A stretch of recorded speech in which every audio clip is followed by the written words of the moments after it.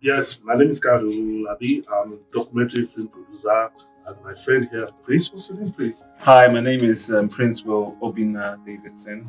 Um, I'm a oil and gas engineer and an AI developer, um, and I'm here to, discuss with my uncle about marriage, his experience. So he's gonna let us know what's good. Yeah, that's good, Prince.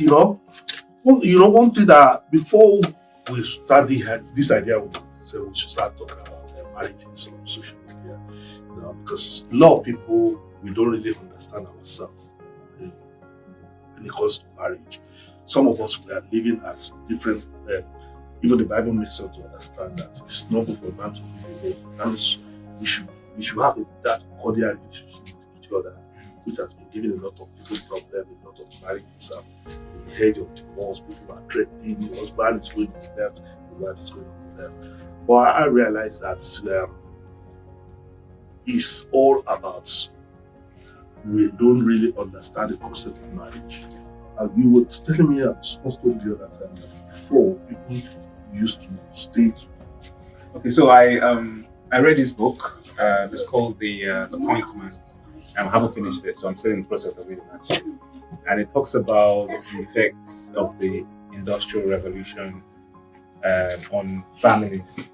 So the Industrial Revolution, before the Industrial Revolution was like before then, I think it's 1750s, where families did everything from home. So the man, the husband, the kids worked from home, and the man was available for the kids, available for the wife. They were doing everything at home. There was no point for someone to go to work to an industry because there was. I think that is good. Well, I think we need to go back to that because one of the problems we have in the marriages now is that I could remember at the early stage of my marriage, my wife was doing night duty as a nurse. I was doing security, so I was going to uni that time. So there was no time. I hardly see my wife. Even sometimes you call daddy, why have not been seeing you at home? Sir? Because I want to pay the bills, and my school was not fully funded by the government that time. So I think one of the things is that we don't really get used to each other. We are living like two different people in the house. Yeah, but that's the way the system is set up. Like that's the way it is. You have to go to work, and if you don't go to work, you can't pay the bills. So that's just a default system. So it makes it difficult sometimes for you to have enough time, a lot of time with family, wife, kids. But obviously everything is changing now. I mean, we have to adjust. We can't say, "Oh, we'll go back to those times and just stay at home." Unless most people now are doing this, they're working from home, so they have more opportunity to be with their kids and their family and stuff like that. So yeah, what about the East African concept that sharing the bills with the woman? Do you think is part of the thing that makes men to lose their dignity at home? Well, bills. I mean, personally, I would think I should be asking you, but I think it's an agreement. If they both agree about sharing the bills, then that's fine. But I think most times it's the responsibility of the man to provide.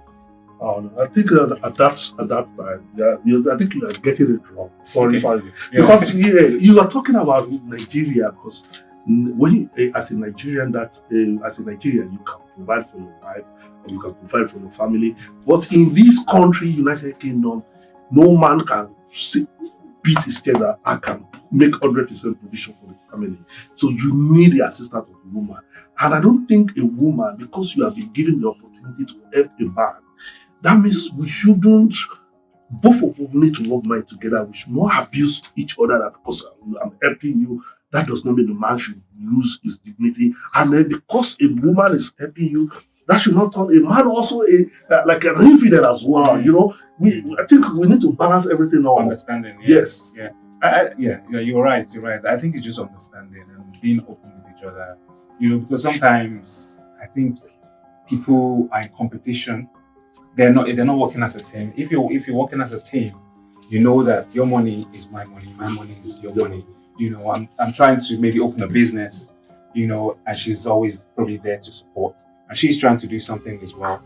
And they're making sacrifices. They're not clashing with, because there's sometimes, people are ambitious, but you need to be ambitious with knowledge. Say how would my ambition affect that person?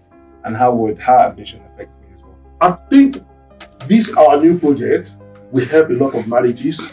So my advice for people to follow, because we are going to be taking this issue one by one, we're going to put into acting, so that people, by looking at the scenario, maybe you'll be able to identify this is my mistake, or what do you think, Prince? Of course.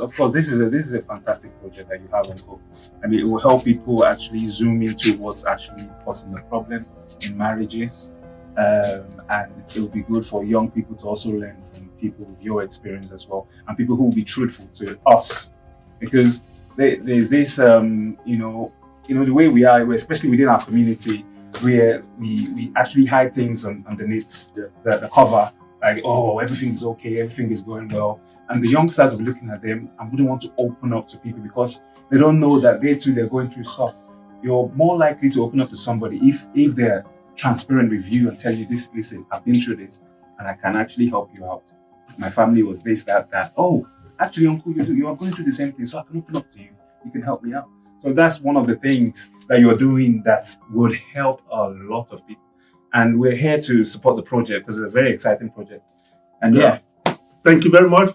Watch out for the family affairs. We are going to be rolling different episodes. Watch out.